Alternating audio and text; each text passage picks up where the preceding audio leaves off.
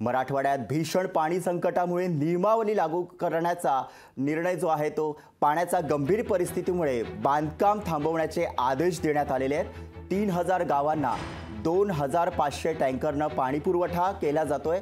मराठवाड्यातील 11 मोठ्या प्रकल्पांमध्ये फक्त 17% पाणीसाठा शिल्लक आहे। जायकवाडी धरणात फक्त 5% पाणीसाठा शिल्लक आहे।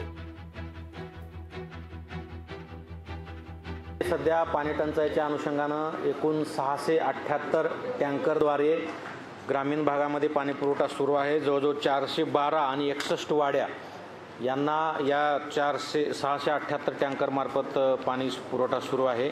मोठ्या प्रमाणामध्ये आपण विहीर अधिग्रहित केलेले आहेत।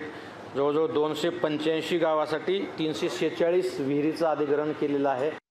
या ठिकाणी जे थर्मल पॉवरला परळीला पाणी सोडू नये अशा पद्धतीची भूमिका आम्ही घेतली असताना सुद्धा जायकवाडी पाटबंधारे विकास महामंडळ आणि गोदावरी मराठवाडा पाटबंधारे विकास महामंडळानं त्यांना या वर्षामध्ये जवळपास 10 आवर्तनं दिली आणि 10 आवर्तनं दिल्यामुळं जायकवाडीमध्ये फक्त पाणीसाठा हा 6% शिल्लक आहे।